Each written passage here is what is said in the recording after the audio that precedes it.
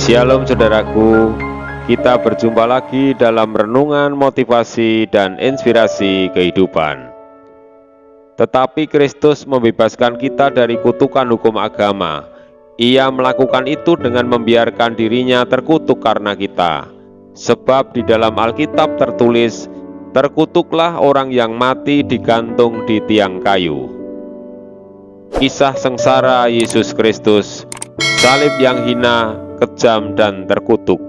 Saudaraku yang terkasih, penyaliban merupakan hukuman mati yang mengerikan, sangat menyiksa dan paling kejam dari antara hukuman mati yang pernah ada di muka bumi ini. Berbeda dengan cara eksekusi mati lainnya, seperti hukuman gantung, kursi listrik, suntik mati, kamar gas beracun, tembak mati, atau pancung. Semua hukuman itu proses kematiannya berjalan cepat, hanya perlu beberapa saat menjelang kematiannya. Namun eksekusi mati dengan penyaliban memerlukan waktu yang lama, berjam-jam, bahkan bisa seharian. Dan memang itulah yang menjadi esensi hukuman salib, yaitu proses menuju kematian melalui penyiksaan yang sangat panjang. Dan hukuman itulah yang dialami oleh Yesus Kristus. Meskipun ia tidak berbuat dosa dan tipu tidak ada dalam mulutnya, ia dihukum mati dengan cara disalibkan. Sungguh kejam, hina, dan juga terkutuk. Demikianlah berita Injil Yohanes. Akhirnya Pilatus menyerahkan Yesus kepada mereka untuk disalibkan. Mereka menerima Yesus. Sambil memikul salibnya, ia pergi keluar ke tempat yang bernama tempat tengkorak, dalam bahasa Ibrani Golgota. Dan di situ ia disalibkan mereka, dan bersama-sama dengan dia disalibkan juga dua orang lain, sebelah menyebelah, Yesus di tengah-tengah. Saudaraku yang terkasih, penyaliban adalah hukuman mati yang diterapkan oleh Kekaisaran Romawi yang dijatuhkan bagi para pemberontak, penyamun, atau penjahat besar. Mengapa Yesus Kristus dihukum mati dengan cara Romawi, yaitu disalibkan? Bukan hukuman mati cara Yahudi, yaitu dilempari batu sampai mati. Hal ini terjadi karena situasi negeri pada saat itu, Palestina berada dalam wilayah kekuasaan Kekaisaran Romawi. Dan ketika itu pemerintahan Romawi tidak memperbolehkan orang Yahudi melaksanakan hukuman mati.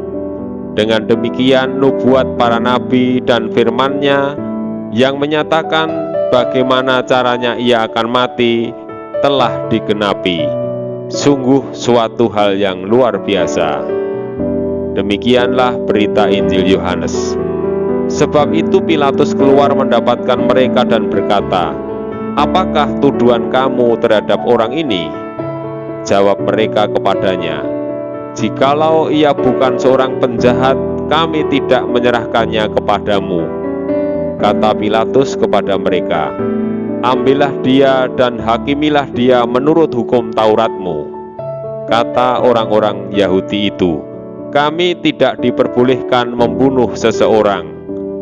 Demikian hendaknya supaya genaplah firman Yesus yang dikatakannya untuk menyatakan bagaimana caranya ia akan mati.